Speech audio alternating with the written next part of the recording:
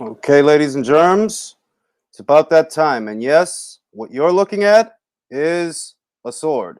That's right. I bought a sword so I can play fight with my son Christmas morning. It's a very powerful sword. It is a Rudius. It's too big to fit on the camera. It's actually got some weight to it. Very good. I'm going to spray paint it. I'm going to beat my son with it. We're going to have a good fight.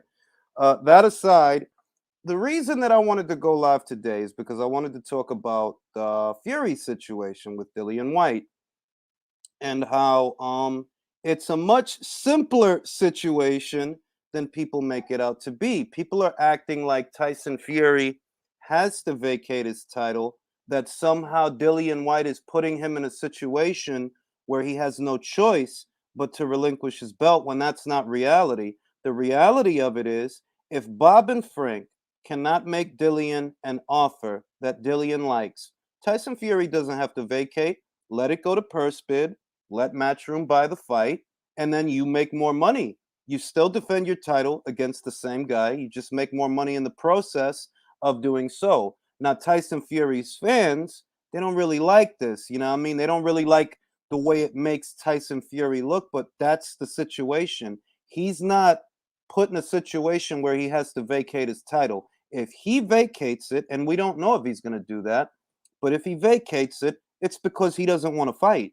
It's not because they're putting you in a situation where you don't have a choice. It's simply because you don't want to fight. Because the worst thing that can happen from Dillian White not liking the money is the fight will go to purse bid. But if it goes to purse bid, Matchroom can buy the fight. And they can pay, they can pay Fury the way he wants to be paid. They've got the money. They can pay him the way he wants to be paid, and they can pay Dillian White the way that he wants to be paid also. The only ones who it might affect adversely are Frank Warren and Bob Arum. They're not going to be happy about that because they want Fury to fight on their platforms, whether it's BT over there in the United Kingdom or here in America on ESPN.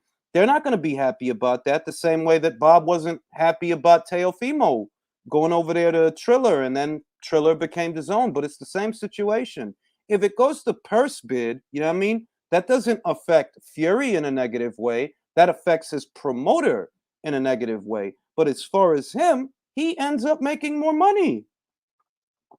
I was Goody Brown going one, was Goody Gary, was Goody running, Christopher, AJJJJ, Buried Rhythms, Poor Check, DE. You know what I'm saying? But yeah, I bought this sword. It's the sword of my father and his father and his father before him. What this actually is a practice sword. They use these in martial arts studios, and it has weight. It has weight. The object. It actually has weight.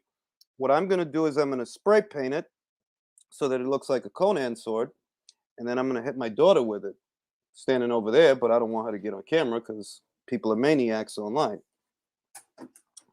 But yeah, man, you know what I'm saying? It's a simple situation. It's always been a simple situation. And I felt it necessary to discuss it openly here on the channel with the panel, who I'll be posting the link for you guys in a little bit.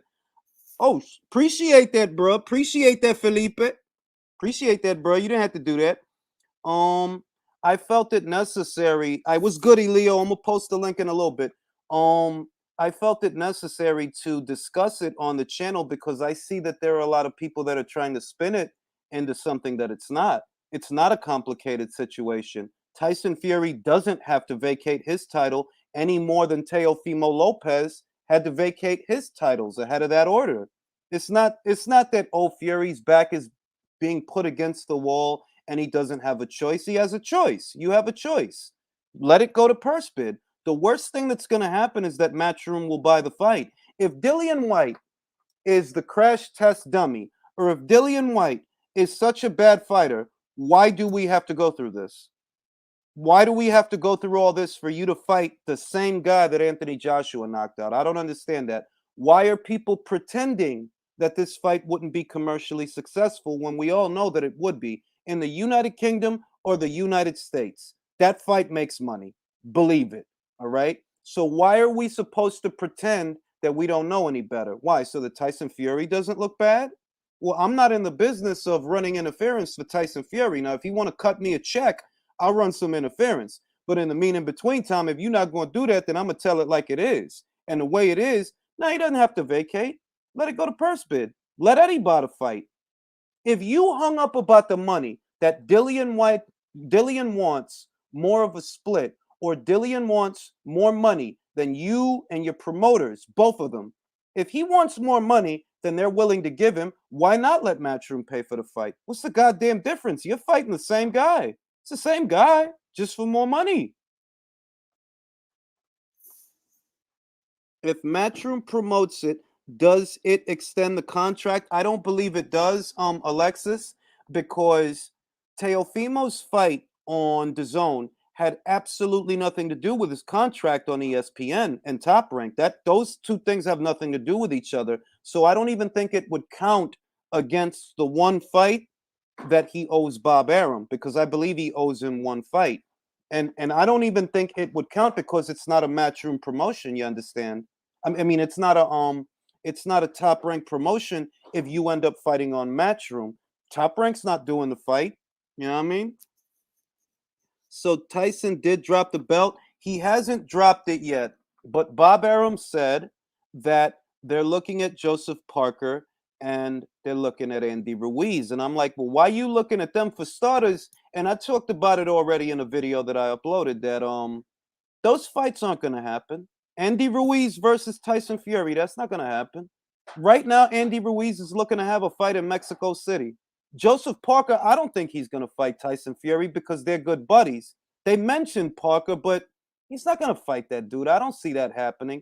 And why should we get Fury versus Parker instead of Fury versus White? What's the problem with the White fight? If you don't want to offer Dillian the kind of money that he wants, that's not Dillian's problem, and it certainly isn't my problem. I want to see Fury versus White. I don't want to see Fury versus Parker. I don't want to see Fury versus Ruiz. I want to see Fury versus White. Shout out to Theo, who says Fury versus White sells out a stadium in the United Kingdom. That's the same thing I'm saying. Why are we pretending that that's not a money fight? That's the second biggest fight in the UK that Tyson Fury can have, short of an Anthony Joshua fight. That's the second biggest fight that he can have. So why are we pretending that we don't know that? Oh, I know, because Tyson Fury might vacate and we don't want him to look bad. Well, some people, not me, because I don't give a shit how he looks. If he vacates, that's his decision, and people gonna feel how they feel about it. I'm not his publicist. I don't run interference for him. Jules, if Andrade drops the belt at purse bid stage and moves up, does he forfeit his Mando champion clause with the WBO? Honest to God, Drew, I think he does. I think he does. If he drops it, I don't know with any certainty. I would have to look in their bylaws to see if it says anything about that. But I kind of get the sense looking at it that if you don't comply with an already existing order that has already come down, that might affect your status and your privileges as a champion. I don't know that for sure, but if you want the answer to that question, go to Gustavo Olivieri of the WBO. He's their lawyer on Twitter, and he can probably answer that question better than I can. That's Gustavo Olivieri, and ask him, if a champion drops a title after an order comes down, does that affect their status should they move up with the WBO? That would mean it extends the contract by one fight, though. If it doesn't count because Eddie promotes, then it means he'll owe Top Rank another fight. To that, I'll say this, Alexis. That benefits Bob.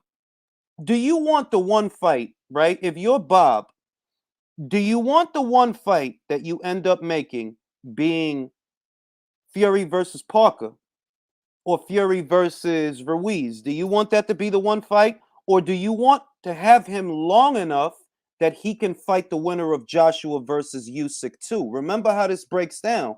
Anthony Joshua and Alexander Usyk are about to fight again, right? Okay, so while they fighting, Fury needs another fight. Now, if you're Bob Arum, you want to be in the Fury business for that fight. But if you do this Dillian White fight or this Parker fight or this Ruiz fight, well, he satisfies that contractual one fight that he owes you. If you let Eddie do the fight, and it's Dillian White, and you let Eddie do the fight, you still have Fury for one more fight. And that one fight, it could be the AJ fight or the Usyk fight. So it's not as bad as it seems for them. And they don't want to pay Dillian. Yo, dog, I said all of this. I said all this shit 3 weeks ago. They're like, yo, just because Dillian White is a network and promotional free agent, that doesn't mean that there aren't problems. There are problems in association with that fight because he's not going to fight Tyson Fury for peanuts. And Bob Arum, he's not going to give Dillian what Dillian is looking for that fight. I asked him and Paco, no answer yet. I assume Andrade letting it get this far might be a bad mistake because realistically, who can Andrade fight at 168? Zach Parker, who's number one? I kind of got the sense that that's who he's aiming for because if he wants to become a mandatory challenger at 168 pounds, okay, who's the top guy they got besides Canelo at 168? Is Zach Parker. So I assumed they're like, yo, he must want to fight with Zach Parker because that's who he'd have to go through to become a mandatory up there. He ain't just going to fight Canelo. He's going to have to go through some kind of an eliminator. Willie Lynch says, so the WBC can give away titles for anybody else, but White might have to fight Wilder. What kind of joke is this? Man's waited over 1,000 days. Thank you, Willie, because there's a lot of people that don't want to acknowledge that. There's a lot of people that they hope that we all forgot what they have put that man through. And I didn't forget that Tyson Fury out his own mouth said that the WBC mistreated Dillian White. He said that. Not me, not you, not some person with a YouTube channel. Tyson Fury himself said that the WBC been mistreating that guy. This was in 2019, May of 2019, May 11th. He said it himself that they've been mistreating him, that he deserves a title shot. He's fought a lot of good fighters. Where Tyson Fury's fans will tell you that White hasn't fought nobody. Tyson Fury himself said that Dillian deserves a title shot. And Dillian has fought a lot of good fighters, and the WBC is mistreating him. Tyson Fury's fans said one thing, where Tyson Fury said another, which isn't hard to believe because they both contradict themselves a lot. Now, what I'll say is that we thinking about the Wilder situation and all of that, that if Tyson Fury vacates, the WBC might order Dillian to fight Deontay, but I don't believe for a second that Wilder would take that fight.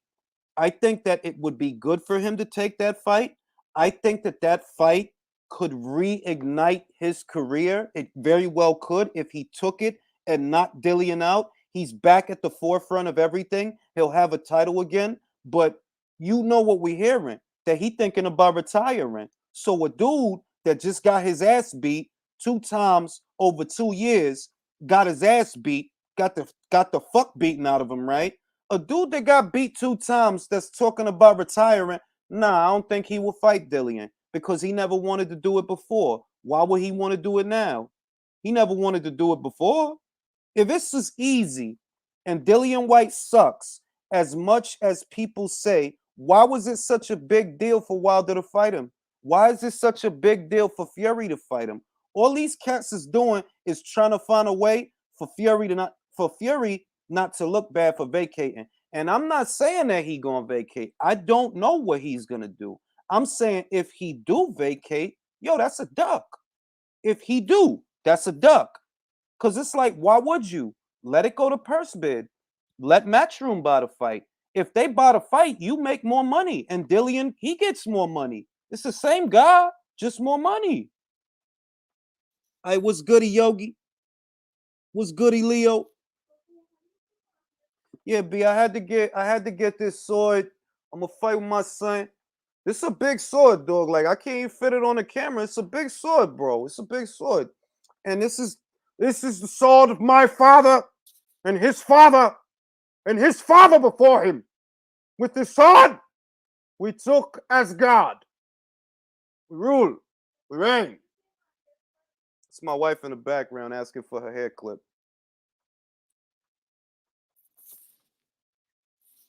Drew, shout out to Drew. Drew says, I don't even think Wilder wants to come back. I still can't stop laughing at Thurman being pay-per-view the same. Yo, talk about it. Talk about it. For those of you that are not, for those of you that are not aware of the upcoming schedule, um, Thurman versus Barrios is the same night as Ramirez versus Pedraza, which is a good old Puerto Rico versus Mexico fight. And these dudes, it's like, yo, it's look, I don't swear by what any one person says, but Rick Glacier, and shout out to Rick Glacier, he hit the nail on the head, man. What are they thinking putting that fight behind a paywall the same night as another fight that's gonna be on ESPN? That shit don't make no sense. You trying to compete with a fight that don't cost no extra bread with a fight that do cost extra bread, and it ain't even a good fight. Yo, I appreciate that, Willie. Yeah, me and my son be having fun. We having sword fights, and I'm taking it up a notch. You know what I'm saying? Taking it up a notch. It's gonna get real serious out here. I'm gonna buy my daughter a sword. I'm gonna buy my wife a sword. She's really upset because she says I'm buying too many swords, but I'm gonna buy my wife a sword. I'm gonna buy her one. I want one that's just for her that she can handle it and smote and smite the demons. So I'm gonna get her a sword, and I'm gonna get my daughter a sword. And my son already has like 4 swords, so it's real out here. You know what I'm saying? And you gotta be ready out here because you never know when you're gonna have to slay a dragon out here. Feel me? I'm gonna spray paint this joint. It's a big sword. It actually has weight to it, but I'm really fucking strong, so I can hold it. But I'm gonna spray paint this joint. I'm gonna spray paint it silver. The hilt, the hilt, if you can see it, I'm gonna leave the hilt black here, gold here, gold here, gold here, silver here. It's gonna be fucking beautiful, bro. It's gonna be fucking Conan out here, bro. It's a beautiful sword. For those of you who don't know, I draw. I've always loved drawing swords and sandals kind of characters. I've always loved drawing swords and sandals themed comic book kind of stuff. I've always drawn that. It's always been very fun. And now that I'm old enough to buy myself whatever the fuck I feel like, I bought myself a goddamn sword. It's a beautiful sword. This was the sword that Marcus Aurelius used on the woads of at Hadrian's Wall. It's a beautiful sword. Back to the point.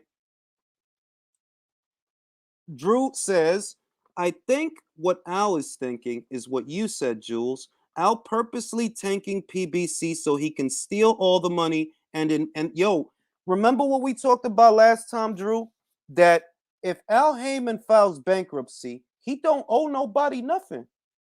If he owe, like if he owe Fighters Day bread, if he still owe Waddle and Reed some money, all he got to do is file bankruptcy and he out of there. And whatever he really did with that cash, because that's a lot of cash, whatever he really did with that cash, it's too late. Because I'm like, what I want you to do is go back to when he first got the money and look at the first couple of shows that they did. And you tell me, how could you blow that much money on them shows? What the hell did you pay Keith Thurman? What the hell did you pay Danny Garcia to fight Rod Salka? You feel me? There's no way you could justify that kind of spending given the budget that you had at that time. So if all that money is gone, if you ask me, you motherfucking stole that shit. You didn't spend that shit putting on them bum ass. You didn't spend that shit making Garcia versus Salka. That don't even make sense. Yeah, talk about it, Willie. I gotta be ready for tax season, B. I gotta be ready for the tax. Man, with this motherfucking sword. It's a beautiful sword, man. I love holding the goddamn thing. I might let my hair grow out so I can look like Conan, start hitting the weights again, get swole, start doing these shits with my chest out with the sword on my shit. I might do that. Be real strong out here, yo. Real strong out here. Draw like art. Not yo, listen, bro. I could draw. Like I don't know about him. He don't draw. He trace. Like that's not drawing. What he has is a program that allows you to upload a Google stock image, then trace over it with a vector. That's what that is. That motherfucker don't know how to draw. I know how to draw with a pen and a piece of paper or a pencil and a piece of paper. I ain't no motherfucking hack. And I'm not even that good, but I'm better than him. I'm not even that good because drawing was a medium for other things that I like to do. It was just a medium for other things. Like I like writing more than drawing, but I also like imagery, so I'll draw it. That motherfucker ain't no motherfucking. I looked at the shit and I'm like, yo, dog, all the shit that he draw is shit from Google. If you upload that to what's that program, man? It's a program that you could download on a tablet that'll upload the shit, and all you gotta do is trace over it. That's literally all you gotta do. De lo mío, Ramírez. Yo, esa pelea está buenísima. Y mira, yo dije hace como 3 or 4 semanas that what I see happening, I don't think Teofimo is going to fight Josh, but I could see him fighting Jose Ramirez. Y yo dije, I said it then, and I'm saying it now. I don't think Pedraza can beat Jose Ramirez. I think Jose is too big and too strong. And something similar applies to Teofimo Lopez. Teofimo, God bless him, he's not big. He's not a big guy. He wasn't like you was a little big for 135. At 140, you not big. Jose Ramirez will make you look real small out here, B. And he uses his size. So imagínate tú esa pelea. It's a great fight. It's a great fight. Don't get me wrong. But it ain't, that shit is not the same thing as fighting a smaller cat in Vasyl Lomachenko. The dynamic of the fight is completely different because in the Lomachenko fight, Teofimo was the big guy. In this fight, you the little guy. Can you release the music soundtracks, the intro of your relay videos? I love the Terminator remix for one with Canelo in it. Love your content. Hey, I appreciate that, bro. I'm just a boxing fan like y'all. Contrary to popular opinion, or not even popular, because them motherfuckers not popular. I don't be on an ego trip, B. I'm just a boxing fan like everybody else. But if you come at me on the internet, I'm gonna come back. I'm just give you back what you give me. Cause I don't bother these people. I don't be at them and tweeting them and quote tweeting them and I don't do none of that shit. Drew already know what I'm talking about. I just had to make a lot of people. I just had to make a lot of socially awkward motherfuckers feel real fucking stupid on Twitter because they keep coming at me. Like, yo, I don't know why y'all coming at me. I'm in my lane, B. I do not know why y'all coming at me. But y'all motherfuckers that's too ashamed to show your face, you can't be pompous and you can't tell me about me when you're ashamed of you. And the way I know that you're ashamed of you're ashamed of yourself, is you got to hide behind a picture of Artur Beterbiev. Another motherfucker got to hide behind a picture of Ricardo Mayorga. Bro, you don't have no sense of self, no sense of pride. Don't talk to me. Don't ever talk to me crazy. Don't talk to me out the side of your yap because you got other issues that you need to work on. If T.O. loses his next, yo, bro, they'll cut him, bro. They'll cut him. You know that. Like, I don't, let's see what fight they put him in. Let's see if they put him in a sink or swim situation. I kind of feel like they might give him someone decent, but not someone who's too much. You know what I mean? Not someone who's too much. I kind of feel like maybe they give him Barboza, and that is a good fight, but it's not the same as a Ramirez fight. Like a Ramirez fight, for that to be your first fight at 140, that's asking a lot. Shout out to Chris. When's the next trip to DR? ¿Quién sabe? El Omicron está aquí matando gente. Está matando gente el Omicron, el Optimus Prime. Matando medio mundo. Yeah, bro. And Barboza wants him, bro. Arnold Barboza has been calling him out for months. Most people don't notice it because they don't know who Arnold Barboza is. But me and Drew talked about it here on the channel that, yo, Arnold Barboza, when he get up there, he might have to go see that dude because that dude is talking wild shit. Wilder fans are crazy. Just came from Lady Chan's channel, and this dude was straight up lying. Yo, that's what they do, B. That's what they do. It's like that clown, El Guru on Twitter. He tried to make it seem like White has this extensive history of pulling out of fights. But that's because he's relying on people not knowing that, yo, Fury done pulled out of more fights than Dillian White by a wide margin. You pulled out of the Ustinov fight. You pulled out of the Pulev fight.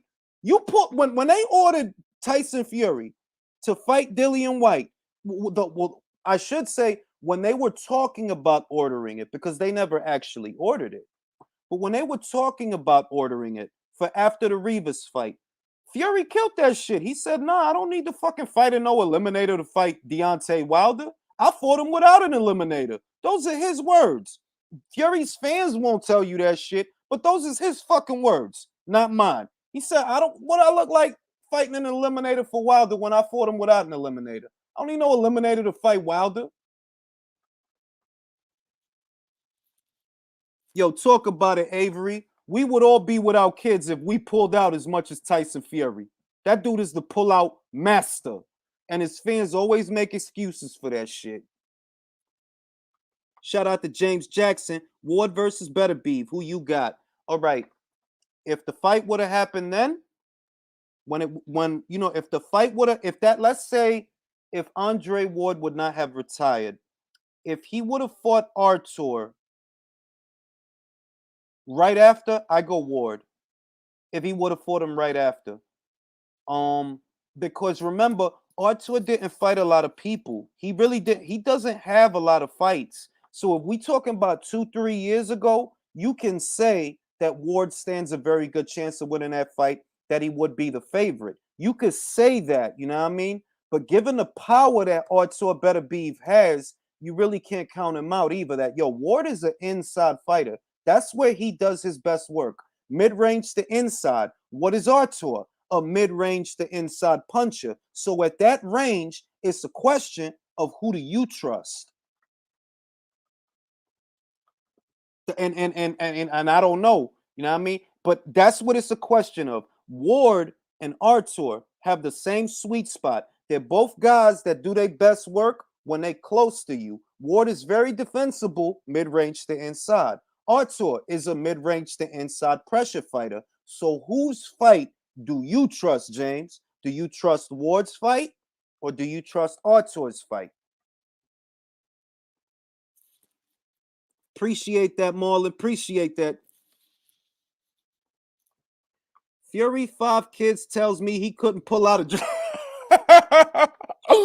Yo, your kids got jokes tonight, B. Say he couldn't pull out a driveway. Yo, that shit was gold, Willie. That shit was gold. I ain't even go front. You set that shit up beautiful. I see your point about White, but I have never seen anyone get a rematch clause in a secondary belt, and I certainly never seen a Mando get knocked out and come back to his previous position. I understand where you coming from, Alexis, but I'm gonna say this: all the bullshit that the WBC does, I ain't gonna turn my nose up now. Nah, I ain't gonna turn my nose up now. He won the interim back from Alexander Povetkin.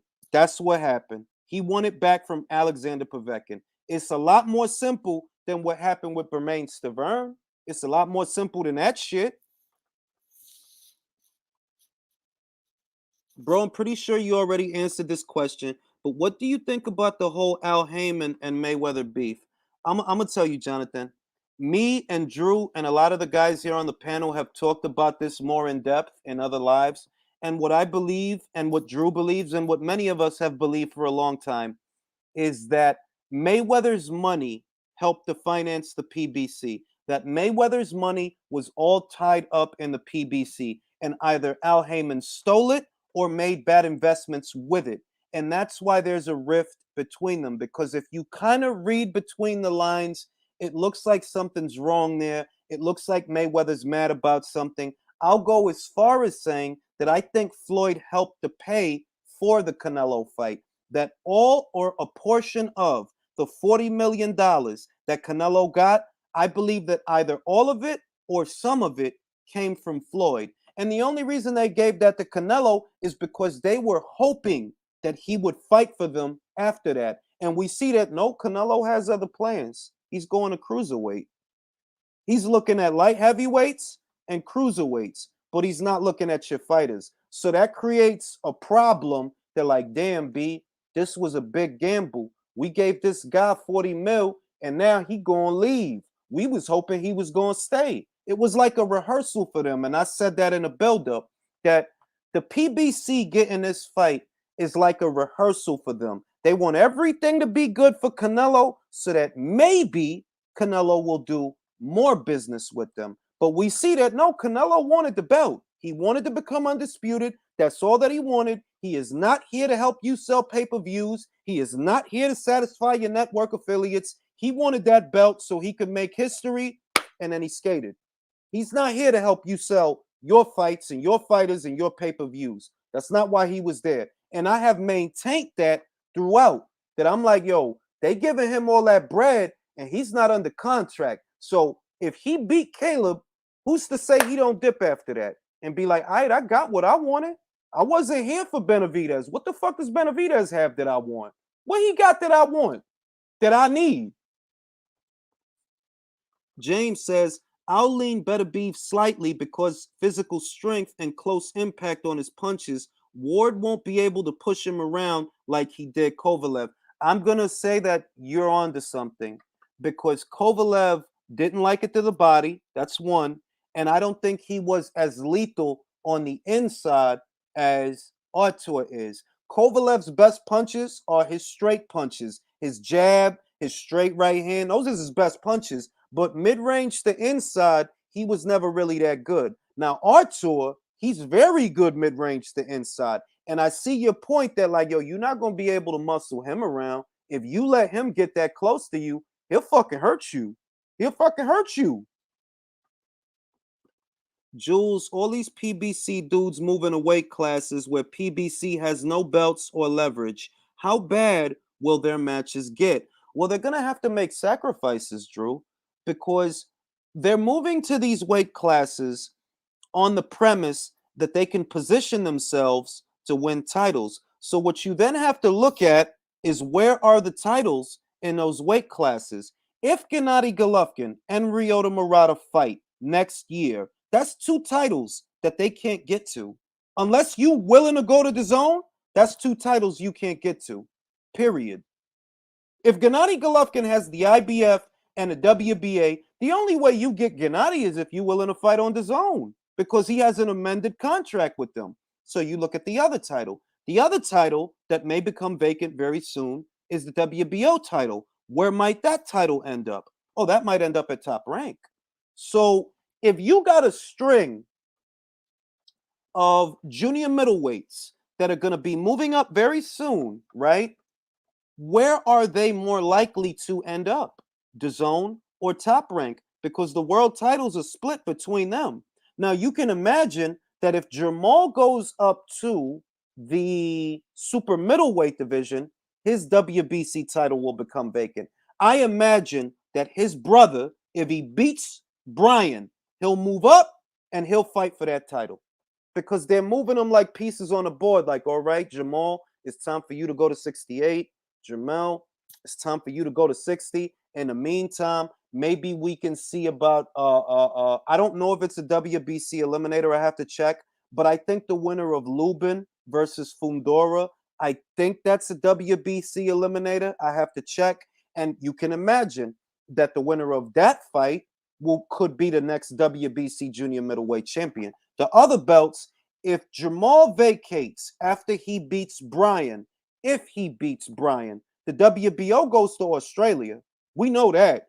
The WBO goes to Australia. It'll go to Tim, and he'll fight a guy for it. I don't know what guy. Maybe Kurbanov, who fought Liam Smith in Russia.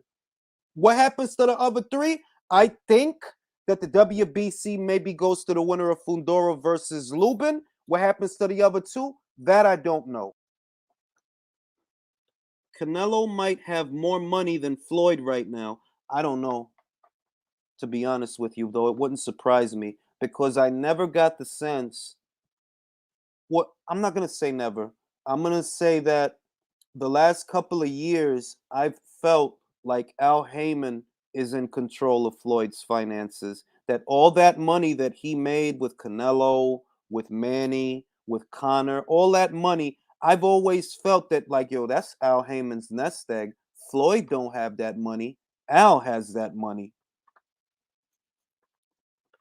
Munguia waiting for that shot. That's true, too. I didn't think about that. That Munguia's in position to pick up the WBC title at 160 pounds.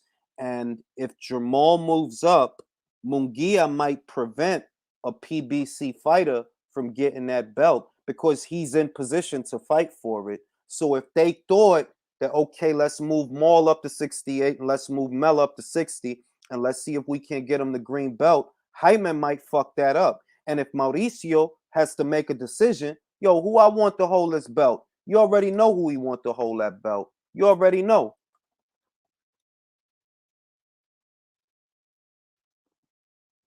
All right, now, I'm gonna open it up to the panel. Open up the conversation to the panel. Very interesting topics tonight. Um, Alexis says, good that same theory applies for Beterbiev versus Canelo. Alvarez loves long fighters like Kovalev with long jabs so he can apply his pool noodle training skill. Beterbiev doesn't throw long punches. That's a very good point, Alexis. All of Beterbiev's jab, it's not a flick jab, but it's a short jab that he steps into while he coming forward. It's not a long straight jab like Kovalev's jab. It's a short jab, and he's only really using it to get close to you. Once he get close to you, you know what time it is. Errol already does a lot of heavy lifting when he carries Yellow Beezy. Your kiss is wild tonight, B. You said, Jules, the smoking guns were the Fanmio fight falling through and Floyd getting triggered when Jake said Al. That's true. That's what I've been maintaining throughout, that he got offended when Al Heyman got brought up, and it felt like there was hostility there for Heyman. Now, I'm gonna put the link in the chitty chat so we get this conversation going. And yeah, man, you know what I'm saying? Bought this motherfucking sword. Ooh, I can't wait to spray paint this motherfucking shit. I'm gonna have fun with that. I'm gonna have good fun with that.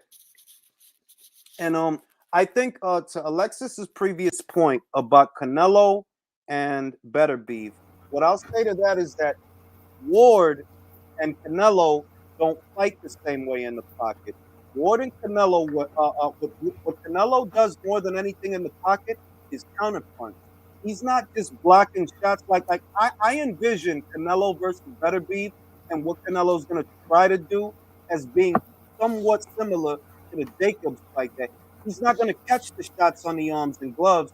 He's going to angle off and counter, because that's what he did to Jacobs when he got close to him. He's just going to slip the slide and get under the hooks and under the punches. All right, gentlemen, let's kick it off. Shelton, I'm going to start with you because you don't usually be on the panel that often. Shelton, what do you make of the Fury versus White situation? What are your thoughts on that? Well, you never know. Salute to everybody on the panel. Salute to you, Julius. You never really know what Fury's going to do, because Fury does his own thing. Mm-hmm. He may drop the belt, he may not. Who knows? Frank Warren coming out saying that he'll be upset if Fury drops the belt. Well, when has Fury ever cared what anybody thinks? Exactly. So I don't even know why he said that. But I think honestly, I think Fury is gonna fight White because he knows that if he doesn't fight White and drops the belt, it diminishes the AJ fight, it diminishes the Usyk fight, it diminishes all his future fights because it's going to be considered a duck. That's just my opinion. Okay, so you're confident. Well, let's not say confident because that's too much. Let's say you anticipate that the White fight will happen. Yes, I do. I anticipate it will happen. Okay, let me go to Leo. Leo, will that fight happen? No, I don't think so. For me, this is the thing. Tyson Fury has been moving very carefully since it rejoined the heavyweight division after retire. That's true. He has been fighting guys like Pianeta and Otto. Those are not high profile guys with a high profile, and he could have been fighting other guys. That's true. And now the thing is, if you are fighting those kind of fighters and you fight Wilder, that He's not considered really a very good fighter. He's a good puncher, but he's not a good boxer. Mm. And you have Dillian White that he wants all the smoke, Mm-hmm. and I don't think he wants to fight someone with that level of confidence. Mm. That's that is what I see. Okay, so you don't think that fight is going to happen? Let me take No. it to country. Country, does that fight happen? I don't think it does either. Fury's a master of, uncertainty or, hiding it. I don't know if it's strategic or what, but there's just too much politics and dancing involved. And so 1 minute it's going to happen and the next minute it's not, blah, blah, blah. And then also, too, taking into consideration what the WBC has been doing to Dillian White for how long? I mean, it's like I just don't see it happening because there's too many other factors involved where White's just going to end up getting screwed over somehow. And it's unjust as hell, but, that's what I think. Okay, I'm going to go to Drew. Drew, do you believe that fight is going to happen? Honestly, I think it's just coming down to Frank Warren and Bob Arum in Fury's ear. Let's just say it's for conservative sakes, it's a $60 million fight. They can't fathom giving Dillian White $24 million. And it's coming down simply to that. I don't think Fury's afraid to fight him. It's the fucking handlers are getting greedy and mad that White has the leverage he has, and it gives Eddie to have leverage. It's all behind the scenes bullshit. It has nothing to do with the fighters. It's the guys in the suits fucking doing suit shit. Okay, but wait. Hold on, wait. Let me pass it to Jay. Jay, if you want to respond to that, Jules. Well, I'll respond to that, but first let me go to Jay. Jay, do you believe the fight happens? What does your gut tell you? What's going on, fellas? Did y'all hear me okay? Mm-hmm. I want to say yes, but I'm skeptical. I mean, because just not playing games with this purse bullshit. And honestly, if we get the fight, I'm just on the belief that I really don't care. If we get the fight, great. If not, because I see if Fury vacates, I see two scenarios playing out. Like I already know they'll probably order Dillian White to fight Deontay Wilder for the vacant belt. I don't think Wilder takes that fight at all. Mm-hmm. He's going to duck White. Because even if that's the case, because I think that Dillian White at this point will really knock Deontay Wilder out, because he said on multiple occasions that he knows he doesn't want to fight me because he knows I'll give him that work, and I just want to fight him anyway with or without a title, because I just really want to beat him up. And I think he will if that ever happens. So I mean, so let me expand on it. To add to Jay's point, that's how I feel coming off of 2 back-to-back losses. It's not that White can't be caught. We've seen that he can be caught, but those were better guys. Povetkin is a better boxer than Deontay Wilder. That goes without saying. Look at the pedigree that he comes from. He's a better boxer, especially mid-range to inside. Wilder's weak mid-range to inside. To Drew's point about the suits being suits and playing it by ear, that's a very valid point, that they want to see how much money can be put into, and I don't know if that's what they're doing, but it's possible that that's what they're doing. That they're like, look, before we decide to do this and that, let's see where this goes. Because if Eddie comes over here with some Saudi money, we ain't got to do shit, and we make a couple of M's in the process, and we ain't got to do shit. So maybe that's what's going on. Yeah, because if it was in the UK, you make a good point with the Saudi money, Jules, because Eddie already showed, look, I get this motherfucking money. Mm-hmm. And Frank Warren and Bob are a little lazy when it comes to mega fights. Mm-hmm. So Jules, what do you think? I mean, I'm sorry if you gave your point already. What do you think about the situation? My honest opinion is that Fury might vacate, because if he vacates the title, right, he's still gonna have a pocket of fans that are very forgiving. That's one.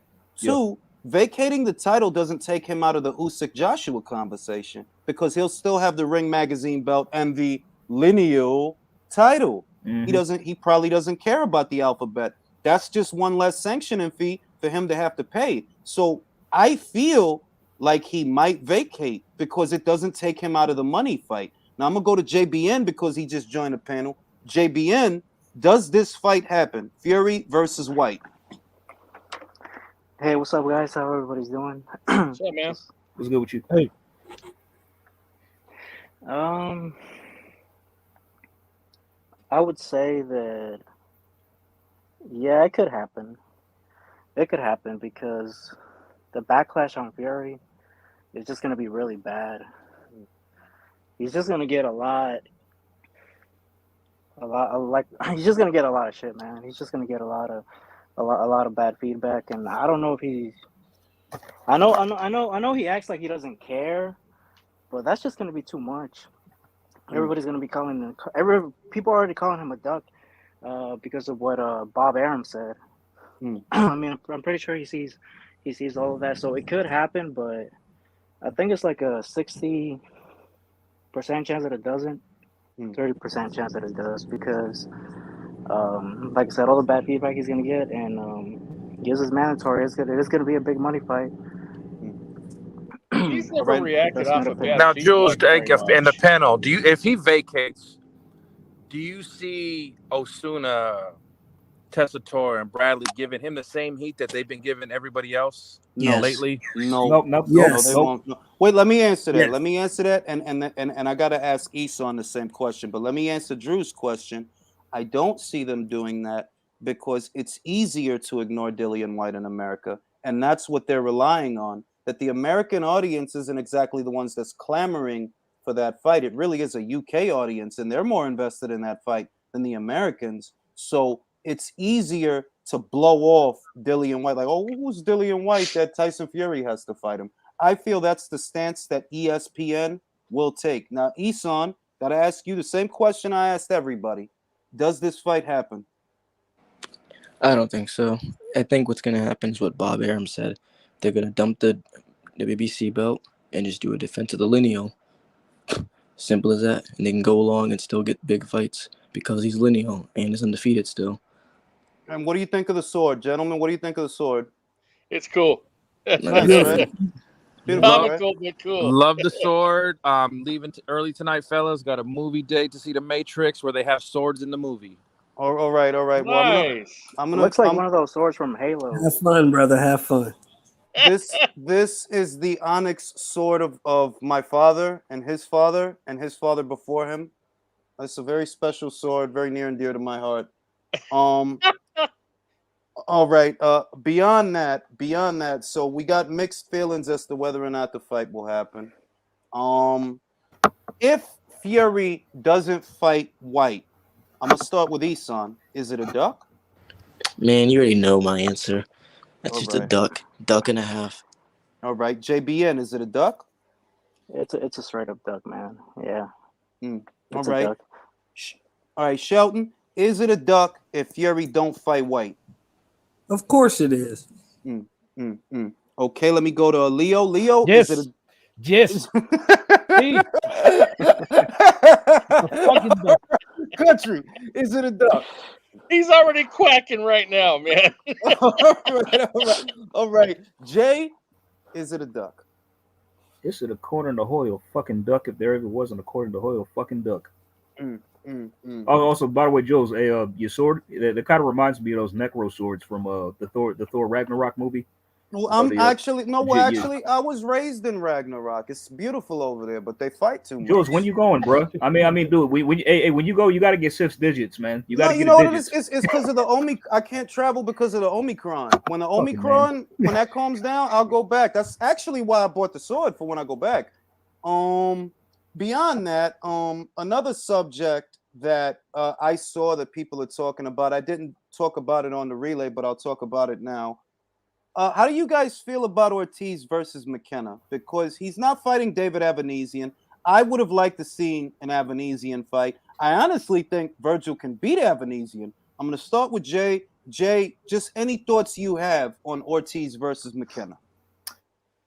Yeah, it's not a bad fight. I'm not too entirely, but I'd prefer the Avanesian fight as well. But I've seen a couple of McKinson's fights. He's decent. Decent boxing pedigree. He's okay. But yeah, I pick Virgil still to knock him out. I mean, but he could give Virgil some issues, but Virgil, his pressure, his punching power, because honestly, because McKinson, he lacks power. I think he's got 2 knockouts in all of his wins. So he can't really crack. So if he can't punch like that, I don't see him bothering Virgil too much. That should be an easy one for Virgil and another, stay busy fight for him. So I have no issues with it. It is what it is. I think because I think he's ranked number 4 with the WBO right now too. If I recall. He's highly ranked guy. Right. Country, what do you think about that fight? Ortiz Mckinson. What do you think about that fight? Well, I mean, like like you were saying, I mean, he's got 2 knockouts. How's he going to keep Ortiz off of him, and keep him respectable? Honestly, he's not. So he's not. It's going to end up in a KO more than likely because he ain't going to be able to keep him off of him. I agree with that. It'll be okay for a little while, and then all of a sudden, pow! And he's done. So honestly, yeah, I agree with that. Like, you need some hell of a feat for Virgil if the plan is to box Virgil and box him for 12. You need some hell of a feat to do that. And I'm gonna watch Mckinson a few more. All right, Leo, what do you think about that fight? Ortiz Mckinson. It's a cheaty ass fight. No, I think it's a I think it's a good fight. The thing is, these kind of fights can give the Virgil opponent someone to work for, because this guy is not gonna be able to stand with Virgil. He's gonna have to fight on the fly if he wants to last a couple of rounds. Every mistake Virgil makes is something the other guys can pick up, but that's it. Virgil is winning this fight. Yeah, that's how I have it. Virgil's winning the fight. Shelton, what do you think about that fight? Stay busy fight just to make Virgil look good. This guy is probably going to get stopped. I would have loved to see the Avanesian fight, but it's obvious they don't think he's ready for Avanesian. That's why they pulled out and picked this guy. That's a hot take. That's a hot take. All right. All right, JBN. What you think about the Mckinson fight? It's a stay busy fight. Yeah, that's what I think. Just to stay busy. I mean, he did fight Velasquez last time, so that was a good ass fight. It's a stay busy fight. They gotta keep him busy because he's him and Ryan are like the next big things. So they just got to keep putting him out in the public. So that's good that they're just putting him out in the public like that and getting him busy for something big for his next fight. But he has to have something big and something good on his next fight though. This is good, but the next fight it has to be something big. It has to be something good. A good guy. Okay, I'm gonna go to Isan. Isan, what do you think about the Mckinson fight? Same thing I think about it.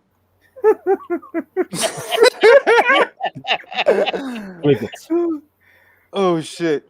All right, next subject. And I'll ask Isan when he gets back. I'm gonna start at the top. I'm gonna start with Jay, Ryan Garcia, Isaac Cruz.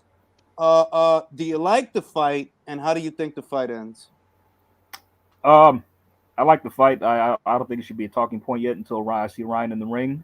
That's a fair point. That's yeah. I like the fight. I do. It's a good litmus test for both, as I mentioned before. I think that it's such a hard gauge on both guys because we don't really know how durable Cruz is. And by the way, did you see the Diego Magdaleno fight? You ever catch that one? I saw it. I think I did.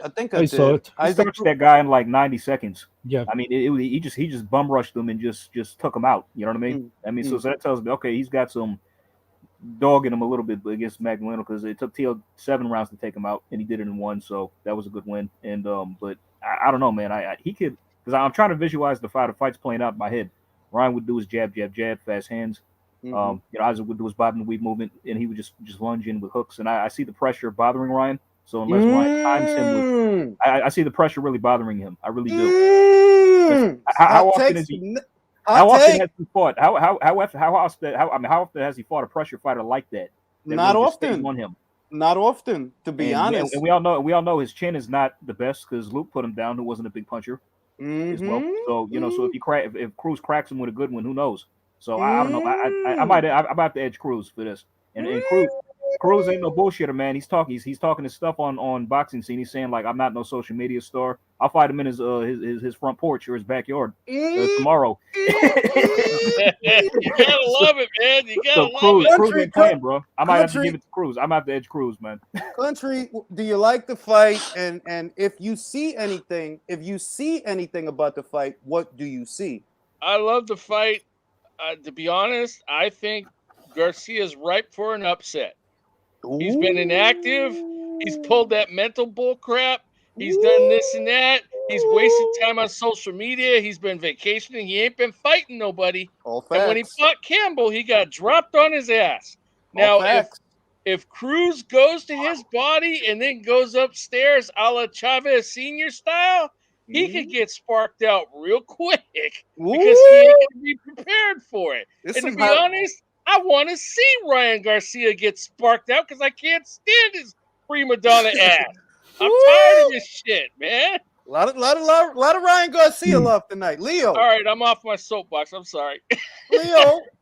Leo, do you like the fight? And if you see anything, how do you see the fight? I like the fight. And something I've been noticed about Ryan Garcia, he has been catching these guys, all these guys. They has been catching them with good, solid punches. But all these guys, there is a moment in the fight, the Luke Campbell fight, the other fight that he knocked him out with one punch, with one left hook. What was that fight?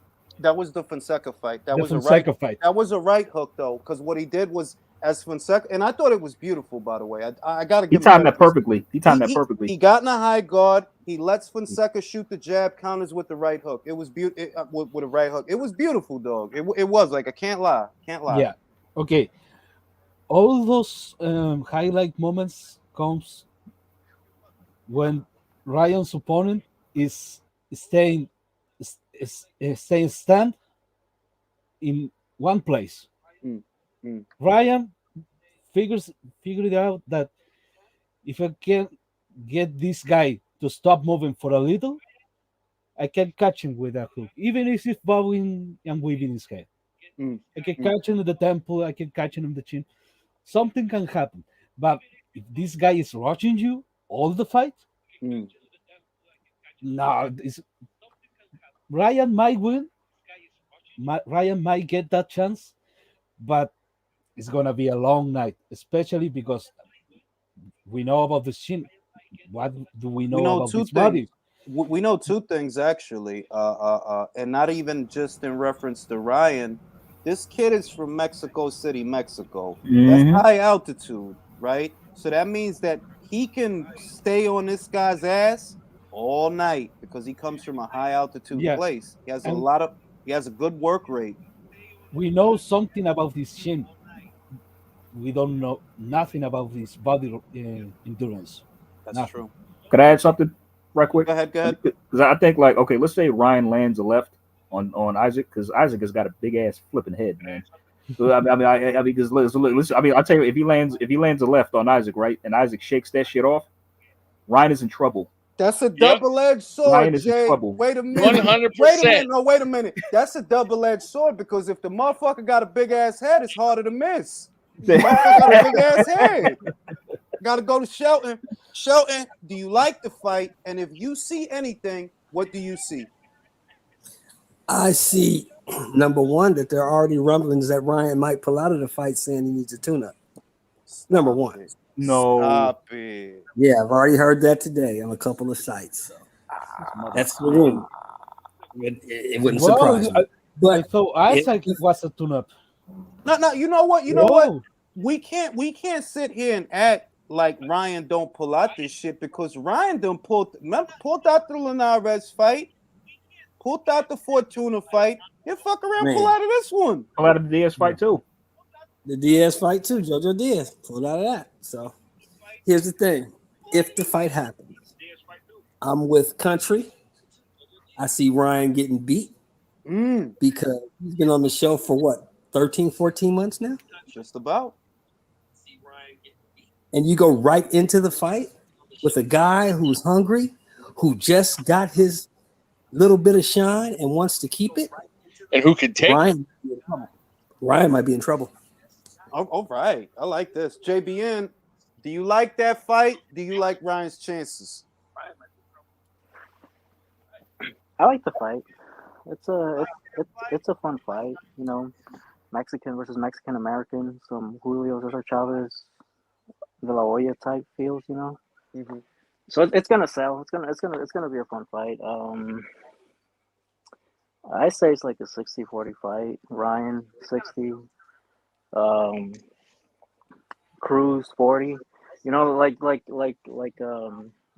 I thought before. You know, what do we really know about Cruz? Because he went the distance with Gervonta, but who has Gervonta fought? You know, so we don't know that much about Gervonta. We don't know that much about Cruz. Yeah, you went to distance with Gervonta, but who has Gervonta fought? As he really is who we think he is. Also, he's freaking short, man. He's a really short guy. Bro, I that don't dude think is he's long enough. mad little, bro. You know He's what my little, thing is? man. That dude is. This is my thing, right? A motherfucker that little. Yo, Ryan could do a fucking heel toe and he'll be out of range of this dude because he's so fucking little. Yeah. So I don't think any Luke type shit is gonna happen because he's not long enough to reach him like that. But he was hurting Gervonta Davis to the body really bad. So maybe, like what was it Leo said? We got to see if he's tested to the body. Maybe you can drop him with a body shot because he was hitting Gervonta with some good body shots. This is the thing. So we don't know about his body, you know. Gervonta's not tall though. So I'm like, see, that's the thing. Gervonta got little man legs, little cockroach legs. That his strides is not long. So it's easier for him to get to you because you little too. Ryan is taller, got longer legs, longer strides, longer reach. So while you trying to get to him, if he take a half step and jab or side step and jab, yo, you still on the outside trying to get in. So do you get to hit him to the body if you can't pin him down? You think it's Ryan? But You think Ryan is good fighting at the distance? Here's my question. Who has Ryan fought? Luke Campbell. Yeah, Luke Campbell's his best win. That's the, and I said that when I talked about the fight, that like, yo, in some ways you could say that Ryan ain't fought shit except Luke Campbell, but Luke Campbell is not like Isaac Cruz. Luke Campbell is a long boxer puncher. Isaac is a short, very fucking short pressure fighter. So hey, while you punch him down, you're his right. little ass could get under and around all that because he's mad little. I think Isaac is tougher, he did a good job. I mean, because honestly, Jules, he did a good job. Isaac Cruz did a good job of blocking Gervonta's shots and kind of making him miss a bit. He did. He did. I think Isaac is a tougher kid, man. He didn't. Listen. Well, listen. Isaac is a tougher kid. That's what I was going to say. He's from Mexico City. He's from City. Mexico City. He's a tougher guy. He's a way tougher guy. He's from Mexico City. Yeah. Now let me read the super chats. We got Drew. Why did my date just order a mango Ciroc? Oh man! Please don't do that. Don't start that shit. Please he don't said do no second date. Why got alcohol for feeders anyway, man? That's a disaster waiting to happen. Yo, nobody bring up no motherfucking produce. Michael Poe says, anyone have a possibility of Loma to become undisputed? I say yes, because look, even if, right, let's just let me champ the shit for a second. Let's say that they make the Devin Haney fight with George, and let's say that Devin wins or George wins.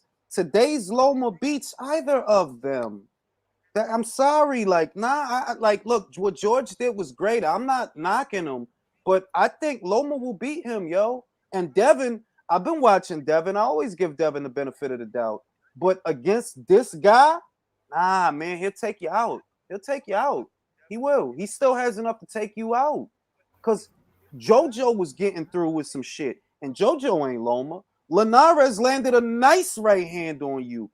And Linares ain't Loma. So if these things is happening, what's going to happen with Loma? Loma's going to find a way to get past Devin's range with that angle shit and just piece his ass up. You know what I mean? It's how do you prepare for something like that? You don't. Who do you spar? Who? Thank you. I mean, it's like how did Roy Jones' opponents prepare for fighting him back in the day? Who you spar? Who can you spar that's going to duplicate Roy's speed? Who along his angles or his punching combination and selection. Like who's gonna? Yeah, what sparring The partners only you one gonna that find? came close was Chris Bird. Yeah. I mean, not the speed, the punches and maybe the angles, but not the speed. You Nah, don't nah, think Chris Bird was as fast as Roy Jones? bro. I'm not gonna say nothing. I'm gonna let you say that one more time, and I'm gonna let you think about it. All right. I just thought, well, he comes close a little bit. And I ain't anybody else? saying he was slow. I'm just saying he wasn't as fast as Roy. That's all I'm saying. No country. Here's my opinion. Roy was unbeatable in his prime. Yes. Yeah, I agree. He was. Nobody could beat this man in his prime. Nobody at all. Nobody. That's why I wish he would have fought everybody. Calzaghe Everybody in he his gets in the ring, he prime. watches them. It would have been a much different fight. I mean, they had a fantasy fight in a Facebook group that I used to be in many years ago, and it was Roy versus Ward, and I'm like, bro, yo, come on, bro, like what? Kovalev versus what? I mean, Kovalev versus Roy. Roy beat the shit out that man, bro. You wailing. You know what would have been a good one? Roy and Ray Leonard. Yes. Yes. Roy and Leonard. Let's say the Leonard. I will wait though. Like, well, I mean, Leonard fought Donnie Lalonde. This is the like that was a light. Was that super middle light heavy? No, that was super middle, but there was a light heavyweight title and a super middleweight title. The WBC fuckery at large. I'm lying to you. That bullshit. But that's the Leonard that we gotta use. The one that was up there. That's the one we gotta use. So that version, Roy beats him. I think that version. That's what I was gonna say. I think he does. That version. That Leonard, because that Leonard got dropped by Donnie Lalonde. So what would Roy do to him? Leonard was kind of past it at that point a little bit. I mean, like I think that was his last win. He fought Durant after that for a third time. Then he lost to Norris. So he was kind of on his way out already. Yeah, I let's address this, and I want to go around the panel. I'm gonna start with you, Jay. Do you think Roy Jones had a glass chin? No, because early on in his career, I think what really did him in when he went up to heavyweight and dropped back down to light heavy, that fucked up his punch resistance in his chin. That's what did it. He took shots off punchers before, like that he fought, and he was able to take them well. So I think that his fall from grace was when that happened, when he dropped down, when he went to light heavy and dropped down. Country, do you think Roy had a glass chin? No, the one guy who made Roy look bad, and then he came back and beat him. I forgot his name, but he caught Roy with a shot, I think. You talking about Montel Griffin? Yeah. Montel Griffin. Thank you. I just escaped my mind at the moment, but yeah. By the way, he gets an Oscar for one of the best dives in boxing history. By the way, so let me read this super chat. Not JP City says Suleiman called Haney the Pride champion. What he mean by that? Pride. Did he say that? Yo, I didn't hear that shit, but if he said that, okay, what Devin you needs mean by to fucking that? throw away that belt. I'm tired of this bullshit. About Devin Haney. All right. I was thinking about this. There is a possibility that what really messed up with Devin Haney punching power and punch resistance was China. The gear that was there. Do you remember that old gear? China from WWE? No, the other. I don't know how you pronounce that, but do you remember that old girl that had with like 20 years of difference with Haney? David Haney was 80. I know who you talking about. I know who you talking about. I know who. There is a possibility that woman fucked up David Haney. Right. Fuck him. Fuck him. You saying that she fucked the punch resistance out of him? Yeah. What's going on? What's this about? Hold on, elaborate. You don't remember? Wait, Jay. You don't remember that Devin was shagging like an old joint like 2 years ago, like a year ago, 2 years ago, like an older joint that she's bad, but she's like too much. Well, I mean, she couldn't have been too much woman for him if he was fucking. Wait, Julius, I gotta ask a question. How do you fuck the punch resistance out of somebody? You gotta ask her about that shit, dog. I don't know if she got in there. What the fuck she got? Motherfucking dude, bro says, I like the fight. I got Ryan by 11 o'clock Instagram story. He's got Ryan winning an 11 o'clock Instagram story against Isaac Cruz. Oh That's my a unanimous Instagram story. Jules, it's got to the point where Ryan is doing videos on social. I don't know if you saw his last one. He's like, saying like, "Oh, I got dropped," but several people get dropped. And he's like, "Oh my god, I bit my lip. I'm about to cry." I'm like, what the? Look, What, I mean, what, he can fuck this up, Jay. He can fuck because see, this is the thing.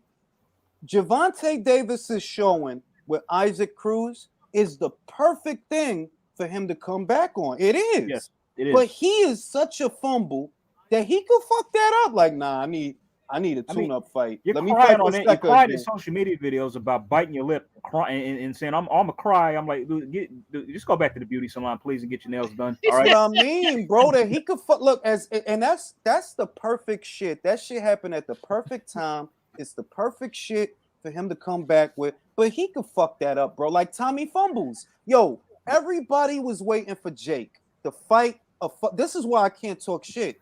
Everybody was waiting for this motherfucker to fight a boxer. He made the fight, bro. He did that. Jake was gonna fight that dude. He's gonna fight that motherfucker. It's his fault that Tommy got asthma or a chest foot infection or gangrene or whatever. Nah, it's not his fault.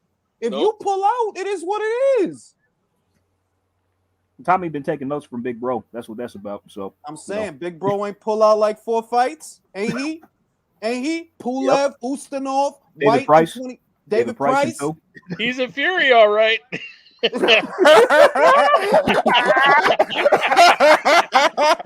Oh shit! That was good. That was There's good, the man. proof. Oh shit! We needed to know. Like we don't need a paternity test. Has he pulled out a fight? Yeah. Yep, He's he's a one of Fury. them. Yeah, that's Big John's son, all right. That's Big John's son. For Fucking sure. Fury. Big Johnson. James Jackson says Pomeroy has been dropped and even hurt before, but he never got touched often in his prime, so we don't know how good his chin really was. This is what I'm gonna say about Roy, right? I'm a little bit on the fence because not because of the moving up and moving down, but it's also the kind of fighter that he was. He's a dude that moved quick, but if he moved wrong and he get caught, it's extra bad because he's so quick. It's like Richard Comey. Y'all know Richard Comey, he throw with nothing but bad intentions. But if he get caught while he throwing, it's a wrap. You see what happened with the Teofimo fight there. If he get caught, he gonna go out because he putting it all into that shot. I feel like something similar could be true of Roy, but does that mean he has a glass chin though? Is that what that means? I don't know, man. It's hard. It's a hard discussion to have, man. It really is because a lot of people have different opinions on that. Look, I've heard people say that about Lennox, which I don't agree with. I don't believe it all. I don't believe that because anybody who's seen the Ray Mercer fight, Lennox doesn't have a glass jaw. Exactly. And Ray Mercer was one of the biggest fucking punches in the 90s. He doesn't have a glass jaw. No, I think with Lennox, he just got caught with punches he didn't see. That's what happened. Yeah. What about Vladimir? I don't see. With Vladimir, it's tough, right? Because we are talking about heavyweights. When you talking about heavyweights, it ain't even about. It's like, yo, it's a 200-something pound man punching you in your face. Yeah, you gonna go out. So is it that it's the division, or is it that Vlad can't take a punch? How do you feel, Jay? Same. Yeah. I mean, it's anything can happen, man. All it takes is just one good shot. Anybody can be slept. Anybody can be slept. See this, and I'm gonna go to Leo after this. Look at Derek. Look at Derek, right? Yeah. Derek was winning that second Dillian White. He was winning that shit. He was. He was. One left hook that he didn't see. He did not get up. But that's not Irene. That's all she wrote. But the same Derek that was older, he kept getting up on Parker. He kept getting up. So do we say that Derek don't have a chin, or he do like what do we say? But see, here's where we get here's where we get messed up at. We look at that chins and we comparing them to guys like Ali, who took punches from everybody. Larry Holmes, who took punches from everybody. You know what I'm saying? And you can't compare these guys to those guys because number one, those guys were special. Yeah, I don't. Number two, the heavyweights in the 90s were bigger and stronger. than the No, heavyweights in this. I'm gonna disagree with you, Shelton. They wasn't bigger, but I do agree with you in this. I feel the heavyweights in the 90s were more durable. They threw more Okay. punches. They threw more Okay. punches. I know that because look at Cooper versus Mora. Look at Mercer versus Lewis. They was going hell for leather. You know what I mean? They threw more. But then They again, but hold on. You can go back and watch Ali Frazier 3, and them motherfuckers didn't stop throwing punches from 1 to 14. But that's what I mean. I mean, heavyweights in the Right. previous era, because they were Right. smaller than today's heavyweights, they threw more and they were actually technically better boxers. I tell you Facts. right now, if you put Ray Mercer in a time machine, this man becomes a unified champion. In today's today. Oh yeah, he knocks all these guys out. Yeah, he kills them today because he had a dog that you don't see no more. You got a lot of big ass guys now that really just want to box and fiddle and jab and feint. They ain't really trying to take your fucking head off like he would. Like he was trying to take your fucking head off. Hey, Julius, I'm gonna tell you about some. I'm gonna tell you somebody else. If you put him in a time machine, destroys everybody today, and he never won a title. Who? Ron Lyle. Oh, of course. Oh yeah, Ron Lyle, boy. That fight with him and Foreman. Oh my God. That was a great fight, man. You see, you don't, and what I like about Derek, even though I know Derek has his drawbacks and limitations, is he is a calling to that kind of era heavyweight that, bro, I'm not even fucking here to win. I'm here to fight. I'm not even really here to win, but I am gonna fuck you up. But I'm not really here to win. I'm just gonna fuck you up. That's why I'm here. That's Ron Lyle. That's Ray Mercer. That's a lot. Burt Cooper. That's another one that, like, look, maybe he Ernie don't. Shavers. Ernie Shavers. Like, if he, whereas these, look at the big guys we got now. You got a young guy, and he's a good boxer. I'm not trying to say he's not a good boxer, but he characterizes the point that I'm making. And you got a guy in Tony Yoka, who's, you know, he's 6'5" or some freak shit like that. He's bigger than Ron Lyle was. He's bigger than Ray Mercer was. He's bigger than a lot of guys was. But he fiddling and jabbing and feinting and moving. You ain't going in there trying to put that man in the hospital. I don't see that. Dude, Ron Lyle, not Ron Lyle, what's his name? Michael Dokes in his prime would like wreak havoc in the heavyweight division today, man. Fucking David Tua, bro. David Tua. Oh yeah. Dynamite Dokes destroys these guys nowadays. I'm talking about like I would go as far as to say Tony Tucker beats all these guys. James Quick Tillis. I bet you he'll win a title in this era. Yeah, James Quick. You know what made me laugh about Dokes so, man, is when he called Larry Merchant an asshole on live TV. Motherfuckers, listen, motherfuckers ain't Larry, and Larry ain't like motherfuckers. But it was a good era of boxing. It was a good era of boxing. Yes, sir. Yes, sir. Whereas, so what's this thumbnail you got up, Julius? What's this thumbnail I see right here? Well, you know, we got Ugas and Spence, and I guess the next subject I want to cover is you guys' interpretation of Ugas, who is Spence's opponent, running interference. I'm gonna start with you, Shelton. You got Ugas online. He's on Twitter. He's telling people to leave Spence alone. What do you make of that? Number one, Ugas knows he's in a position right now to get the bag.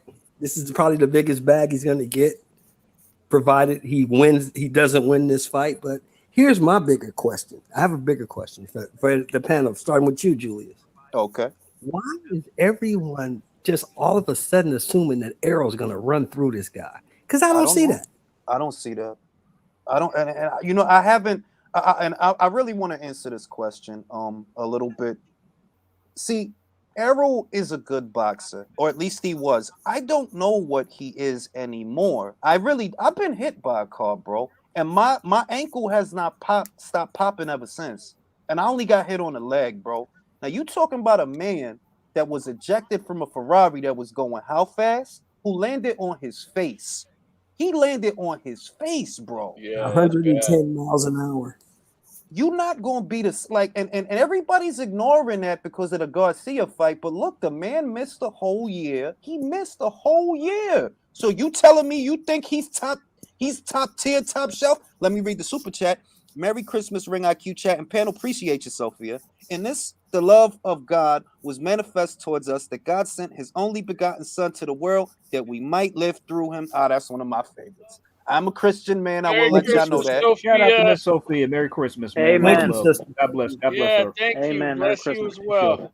But just back to the point, we talking about a guy who in the last 2 years fought once, was ejected from a Ferrari that was going, I don't know how many miles an hour, also suffered a detached retina earlier this year. So why is he supposed to beat Ugas again?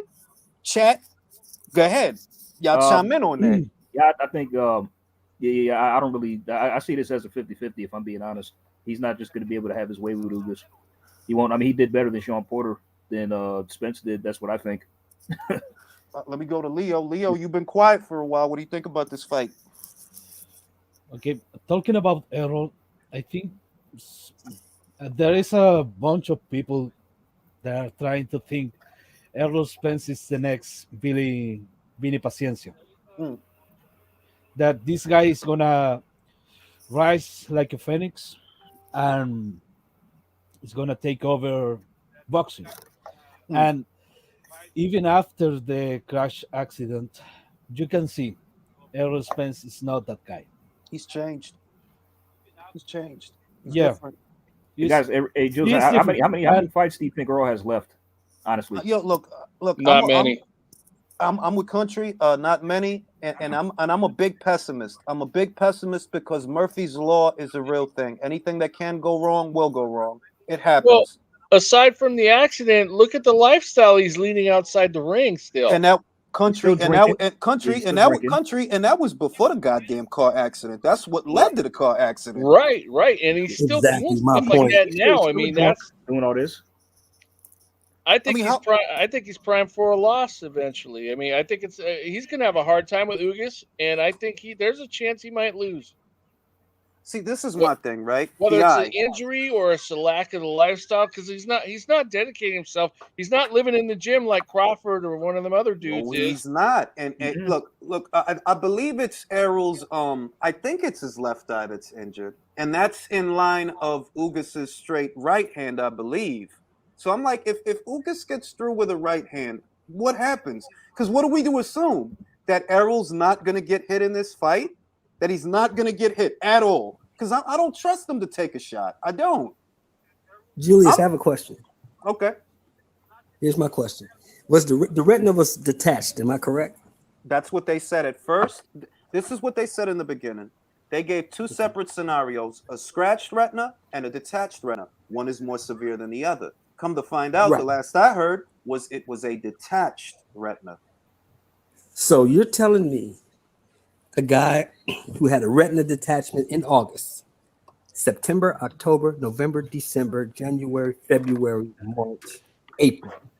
Let's say it's April, 8 months. He's back. I don't see that. Look So what do you happened think? to Layman Wait. Brewster. I like where you're going with this, and just do you believe that they're bullshitting? And if they're bullshitting, for what? I do say face. I don't believe that they're bullshitting, but I believe that he's not going to be ready and he's not going to get cleared for that fight. Dude, That's look what at I Layman Brewster. Look what happened to him. He had a same injury, and he was forced to quit. He had to retire. I mean, look at Abner Mares. Look at Abner Mares. That wasn't even that long ago. And they were lining him up for Gervonta Davis. He suffered that same kind of injury in sparring. He hasn't boxed since. Yeah. Oh, guys, did they say face when Earl, like after the car wreck happened, and they said Earl has like no scratches or no broken bones? Well, they said no. Well, this was their verbiage, and you could tell that they took their time with this. No life-altering injuries, no broken bones. That doesn't mean you can box, bro. That doesn't mean you can box. A detached retina is not a life-ending injury. It's not a broken bone, but it can affect things. And when your brain, there's what you don't see. When your brain, remember, the man landed on his face because he had broken teeth. He landed on his face. What does that kind of a jostle and that kind of an impact do to your fucking brain? What does that do? Yeah. Yep. And it's really whack that Ugas is like defending him. It's like, what in the heck are you doing? I asked him a question on Twitter as well. I tweeted him. I said, "So does this mean you're going to fight Crawford if you beat Spence?" I didn't get a response, of course. He's not going to fucking Ugas fight. is trying to protect the bag, fellas. Ugas hasn't been making the money like these guys. That's true. Nope. Ugas probably made what? Maybe $1 million for the Pacquiao fight? Maybe. How much is he about to make for this one? That's what I'd like to know. Maybe. This is probably the biggest bag he's ever going to see. He's trying to do everything in his power to secure it. Ugas is 35. Let's not forget that, fellas. That's true too. Yep. He ain't no spring chicken. And if he can win, he's got the Terrence Crawford fight. Yo, Jules, Well, somebody he's left. not maybe gonna could fight fucking Terrence bro. Crawford. JBN, that Yeah, man I is, mean, that maybe dude is you not think gonna fight Crawford, bro. I'm telling you right now, he not, bro. you don't He think not. Ugas is gonna fight Crawford? No, honestly, No. don't. No. Yo, Jules, everybody, somebody left the comment that said, Yeah, I mean, it's just the No, no, PVC. no, It's no, a PVC no. thing too. My It's a name- PVC thing too. Yeah, Manin, so. si Keith Thurman le Oh, gana yeah. a Mario Barrio, si él le gana a Mario Barrio, Thurman versus Man. Ugas, bro. Julius, say Thurman that. I've been versus saying Ugas. that all week. If Thurman beats Barrios, he's next for Ugas or Spence. Why They're y'all keeping think Bud he's away from the back? belts, bro.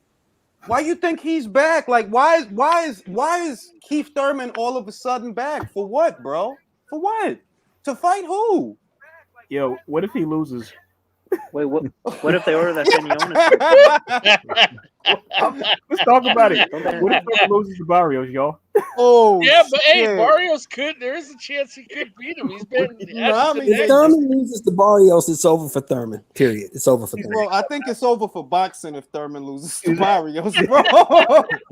No. The whole PBC is going under. That's it. They closing up shop. Look, you can't hang your hat. You can't hang your hat on Mario Barrios. Like what? What? Like, nah, bro. We can't turn him into nothing.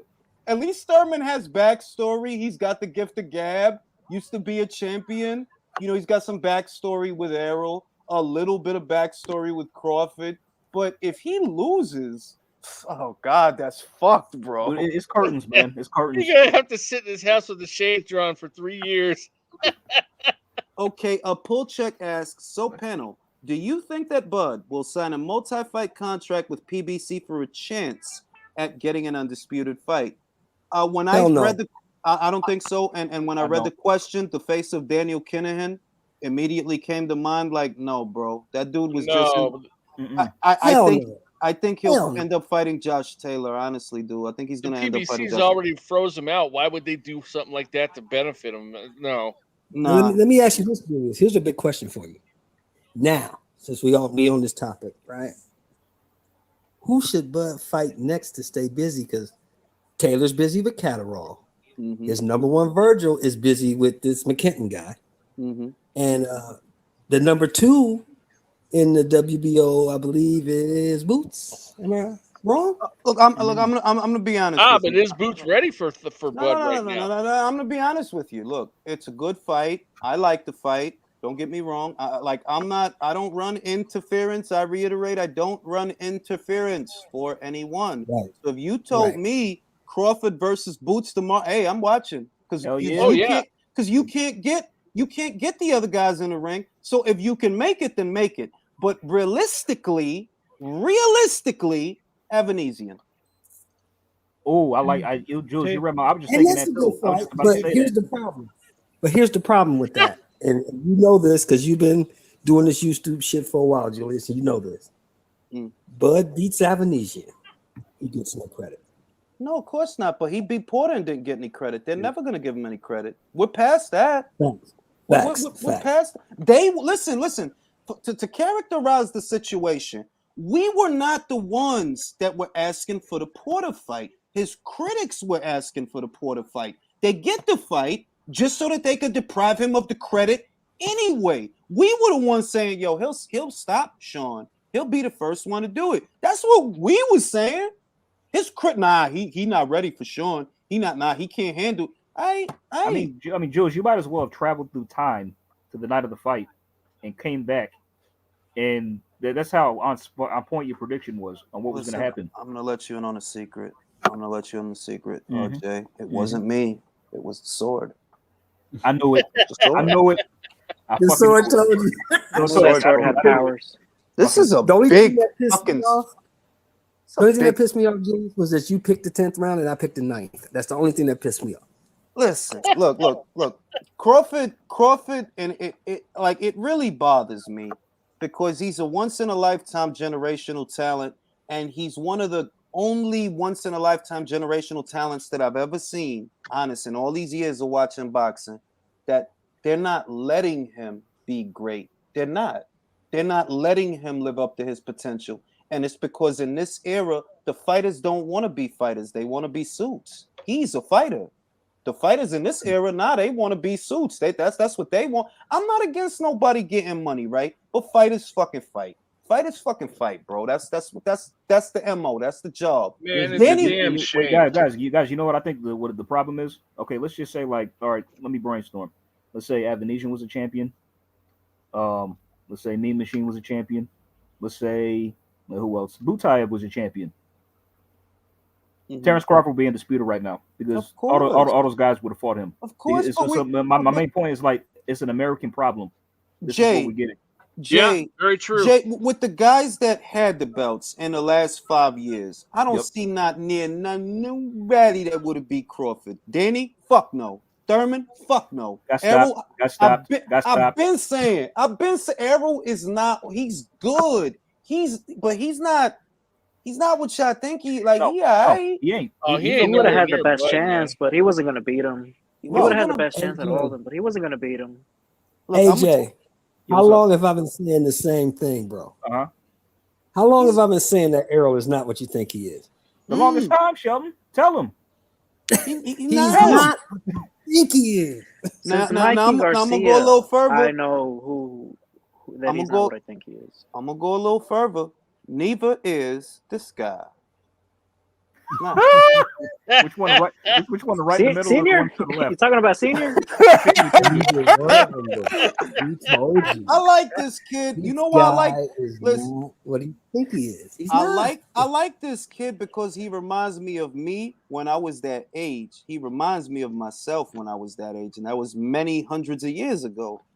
But you can't think that because you made a featherweight, a guy who moved up from featherweight to super featherweight to lightweight, you can't think that because you disarmed him that's going to be the case with everybody. And I'm not trying to make excuses for Loma. Loma lost, bro. You fucking lost, and that's it, right? But styles make fights. Them guys at 140, and I've been saying this, Regis will beat Teofimo, dog. He's too big. He's too Yeah. strong. He's too Yeah. strong, bro. Regis sleeps, Theo. Hands down. Yeah, Too he'll take him big. out. Yeah, he'll stop him. Now let me Regis will read the stop super him. chats. He didn't even want to fight Porter. He wanted to fight Spence. He being Crawford. Porter caught a stray bullet behind that. Yes, he did. Because the boxing community was high on Crawford and Spence. But immediately after the Porter fight, who was Spence's fans asking Crawford to fight? They wanted him to fight Sean Porter. Y'all got what y'all wanted. That's the fight that y'all was asking for. He did that. And y'all They don't didn't want to even give pay him no. for it. I mean, Aunt Muggins says, I know it's early, but what's y'all opinion on Boots? 3 questions. Which champions does he beat right now? Do y'all think he's a more natural switch hitter than Bud, like some people say? Is he special? This is what I'll say to that, and then I'll release the question to the panel. As far as what champions he beats, I know this is going to seem like a hot take, but it has more to do with one guy than the other. I don't trust Errol Spence Jr. anymore. I don't. I do not trust him. I believe that Ennis today would beat Ugas. He may severely injure Errol. I don't think he's ready for Crawford yet, though it's not going to take long before he is ready because I do see something in him. It's just that it's not on paper yet. He hasn't fought the people to let me know that, yeah, he's that fucking guy. Now, what I would love more than anything, and I know it's not going to happen, give me Ennis versus Butayev so that I can know. If it were Ennis versus Butayev, I would know that this guy is at a certain place. Because he's fighting a guy who's an unbeaten guy. He's a volume puncher. He's strong. He's got a gas tank. He's not going to stop throwing. If he fights a guy like that, then I know, this guy is the real fucking thing, B. Beating Lipinets don't tell me that. It don't. Knocking out Devon Alexander. Who was it that he fought last? Was it Alexander? No, it was Dulorme. It was Thomas Dulorme. Dulorme. Round is all it took. You beat Dulorme in a round, but I mean, fuck around, Conor Ben would have beat Dulorme in a round. You never know. Ortiz could have beat. He beat fucking- Vargas in 1 round, so he could beat the Orm in 1 round. And you never know. It's like, and I don't put that on him because this is what's not being talked about. Ennis is being frozen out too. He said that. Josie said that. He said him and his team have sent offers to people. They turned them down. They being frozen the same way that Crawford was getting frozen out. You think that Keith Thurman want to know anything about that? No, he don't.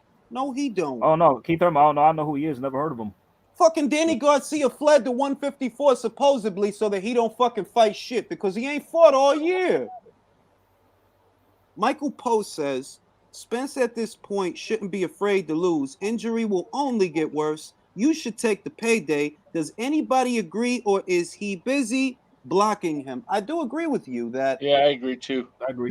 Because you're doing what Wilder did. You know, like you literally you're doing what Wilder did. Wilder chose the alternative and it backfired. So you choose the alternative again and it will backfire again. With Errol, it's similar to that because Ugas was an alternative to Crawford.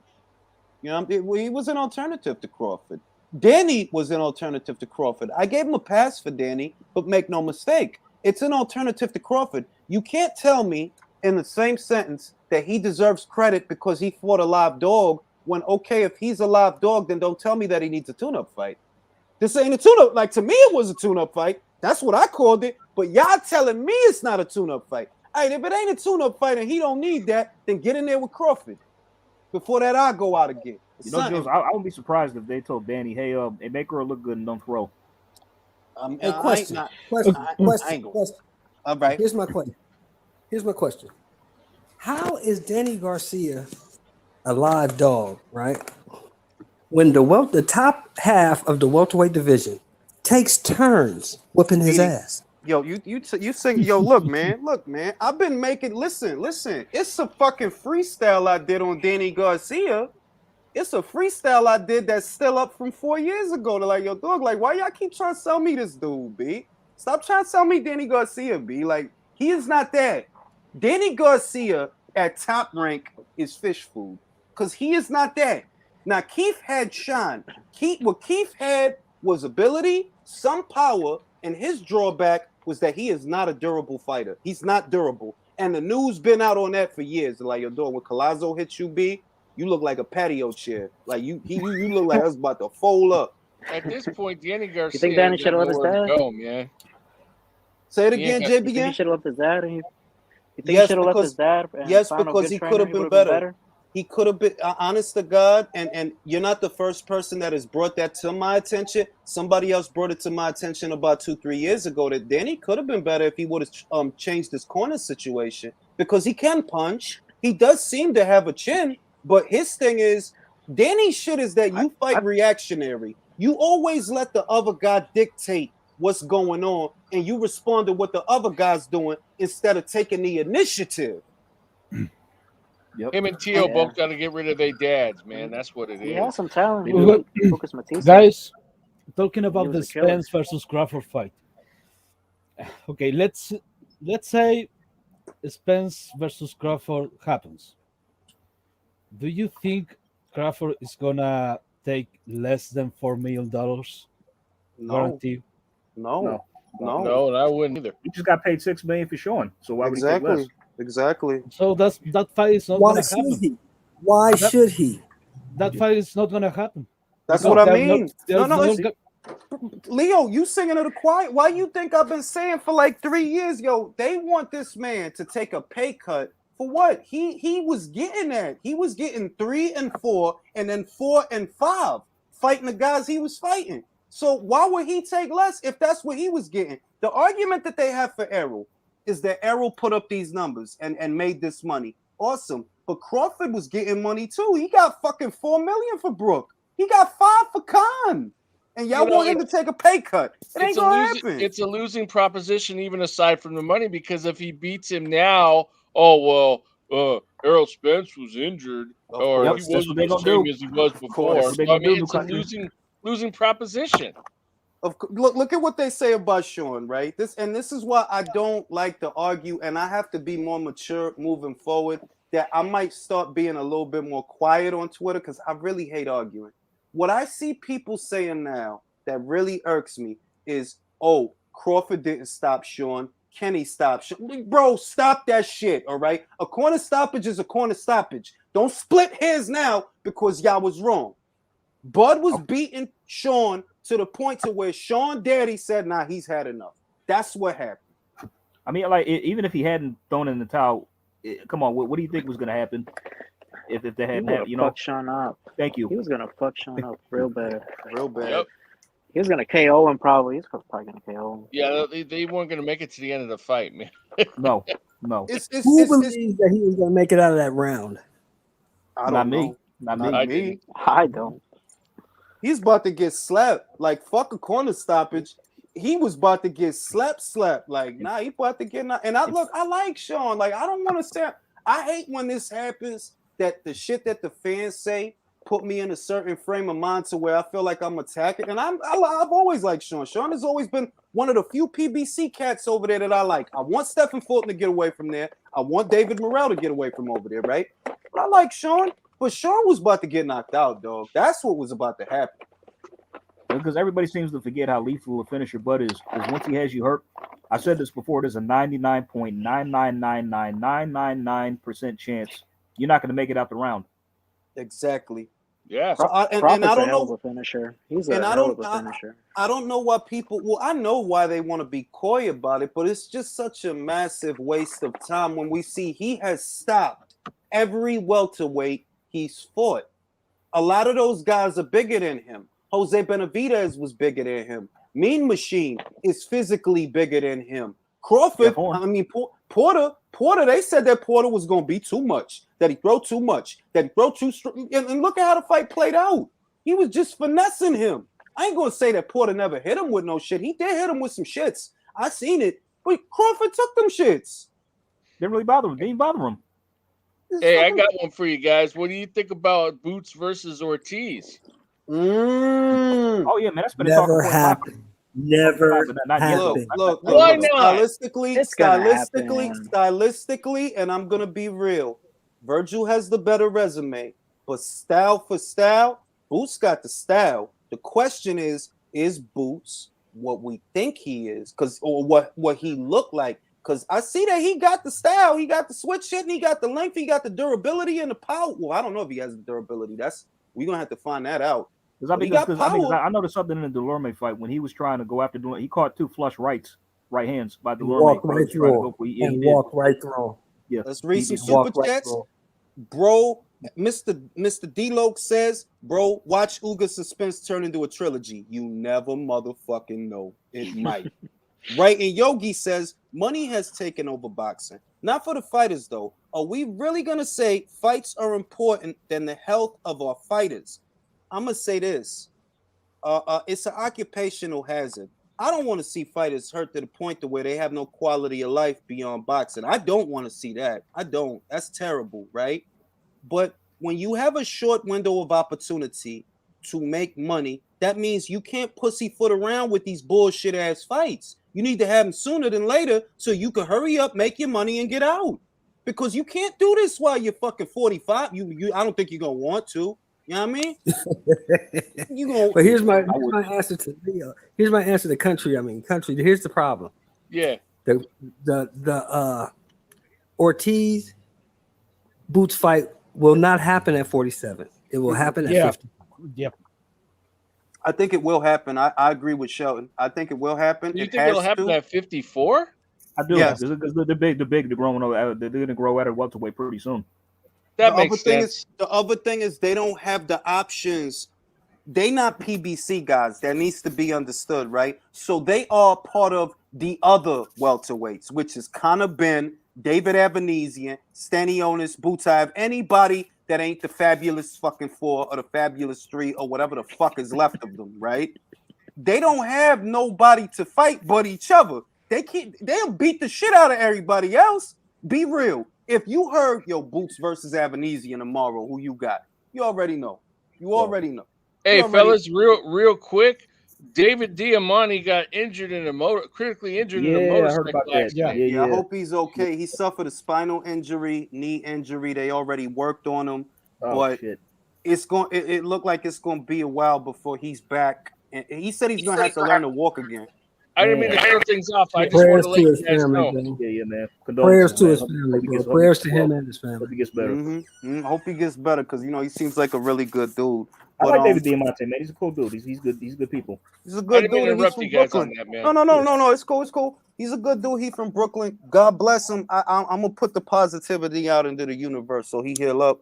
But I think that Boots versus Ortiz is an eventuality because you think Danny Garcia gonna fight them guys? No, Nope. he ain't fucking crazy. You know, hey, Jules, you know what he's gonna do when he's asked? Hey, what do you want to do next? You want to fight Anderson Ortiz? Remember the Kodo shit, Jay? You remember the Kodo shit? Yeah, that's why. That's the call, man. It's my throwback. The Kodo shit.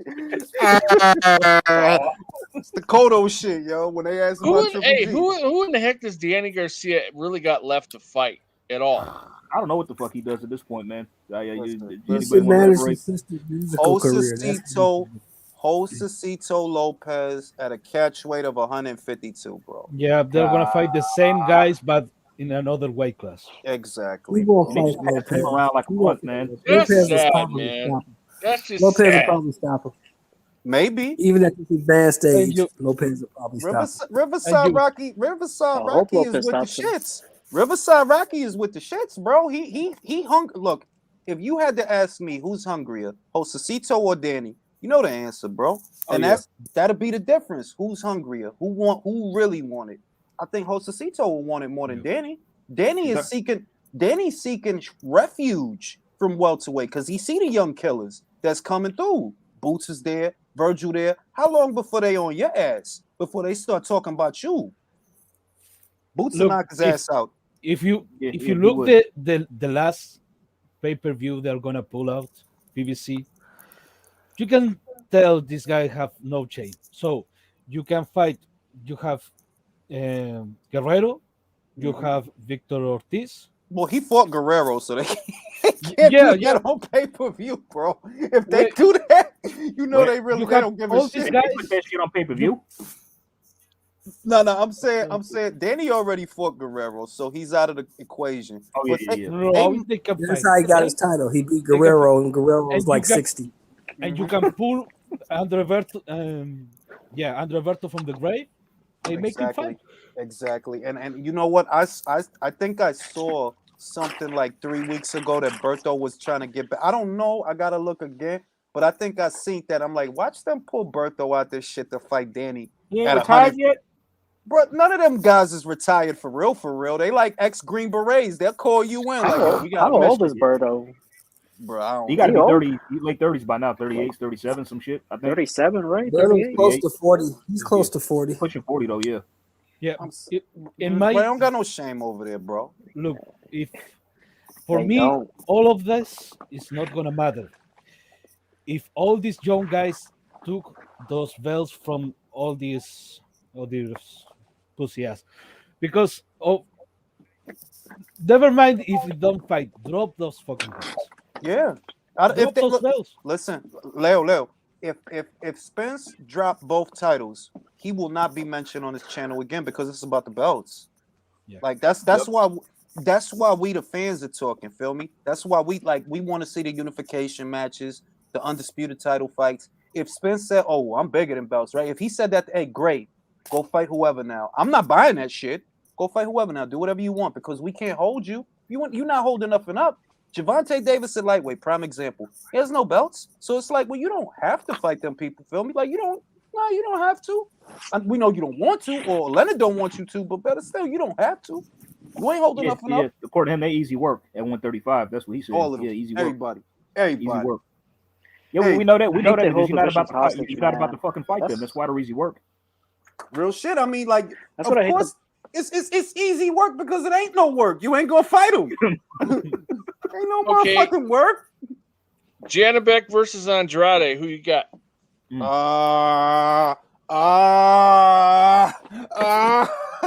Hey, Jules, let me simplify it for you. I say it's 50, but I'm gonna go with Andrade. I think Andrade could beat him. If that's a good game plan, he could outbox this guy. Let's just be real about this shit. They're not gonna fight, bro. You think he's gonna actually vacate the belt?